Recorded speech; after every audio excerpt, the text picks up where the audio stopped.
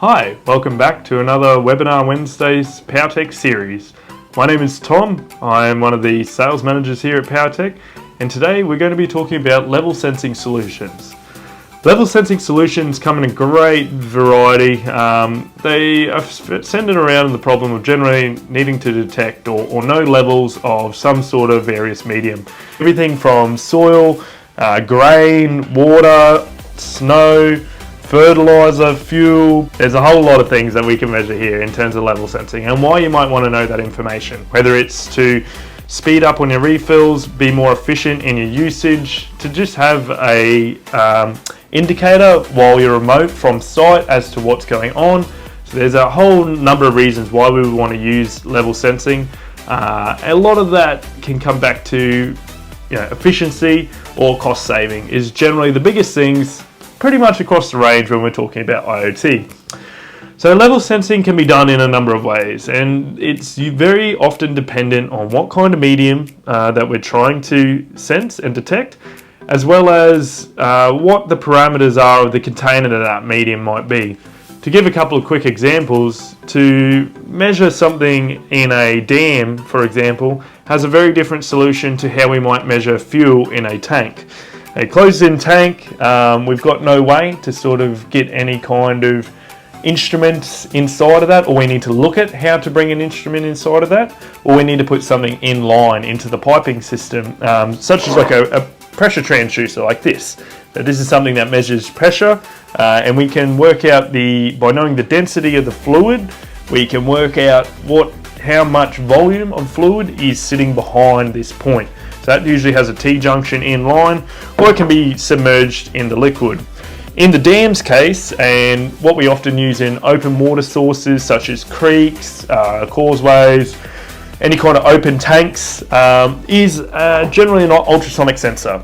This little sensor here is angled above the waterline, made sure that it's at least about half a meter above the 100% fill line, and then we use sound waves to detect the distance from the sensor to the liquid, and from that measurement we can then work out what our total volume is, or a percentage full indication.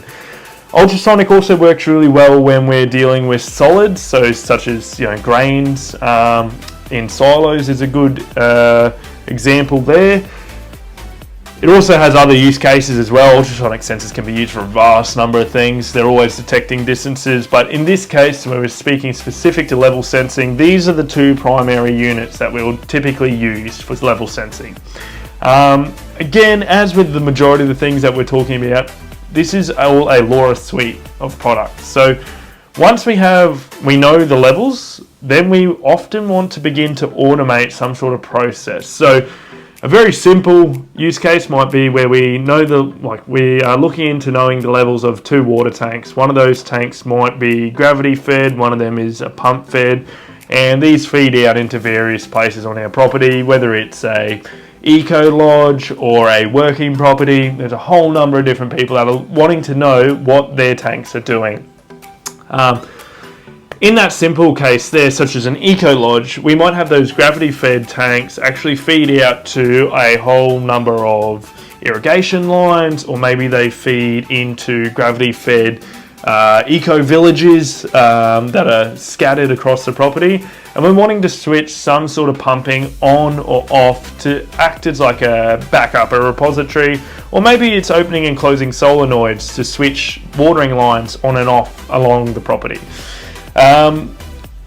What we can then do, once we sort of have this level sensing information, we can then begin to automate a pumping situation. So we can set up simple things such as when tanks reach under 20%, I want my pump to switch on automatically to fill that tank back up. We do that switching with multiple devices. I've taken two simple versions today. One of them is just a very basic LoRa controller. This unit works on LoRa, and it just is an open and close relay. We'll use this for solenoids, for switching things on and off, pretty much anything where we can tap into the power source and control it. It's very basic, not IP rated, so it does need to be inside, but a very cost effective unit. We then have a solar unit. So this one is a solar solenoid valve controller. This has been designed specifically for switching solenoids. It can switch other things, but it is primarily designed for solenoid switching. It also has a pulse meter on it, so we can detect flow rates as well. So that use case where I just mentioned before, something where, okay, our tank knows that we are at 100% full. When the tank is at 100% full, we are now ready to start watering our irrigation crops. So we might have this unit then triggers, yes, I see that I'm 100% full. Open solenoid 1 to water the left-hand side of the property, for example. Water that for 1 hour, then close that valve back off. Open valve 2, water that one for 1 hour.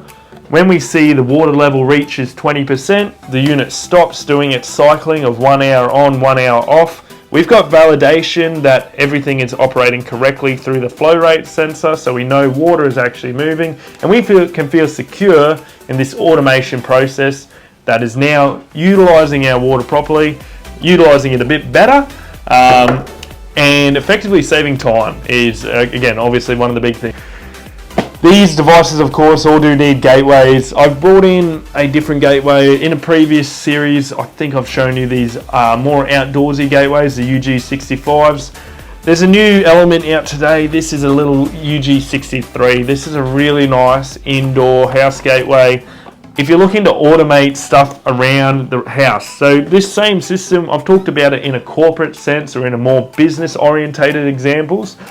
You can use this in a simple gardening solution. So something like you might have your rainwater tank. When your rainwater tank is full, you want it to utilize the water system, trigger on a open valve, have this all run off of a small little indoor sensor. It's all a nice little closed circuit, makes watering your veggie patch or your general gardens around the house really easy, and you can have visibility on that. So while you're away on holiday, you can make sure that everything's operating well. If you use it in conjunction with the soil probes that we've mentioned in previous videos, then you can really start to piece together a good picture of what everything's doing and making sure that you're doing the right thing. There's many ways that you can use these IoT devices, as I'm hoping you're starting to realize through these little mini series. One device can be used for many things. Controller is often used for a lot of things. Ultrasonic can be used for parking sensing, so the applications are endless. It's just about how you think about the problem. Join us next time. I hope you've learned something today about level sensing. Join us next time for more information on a different solution.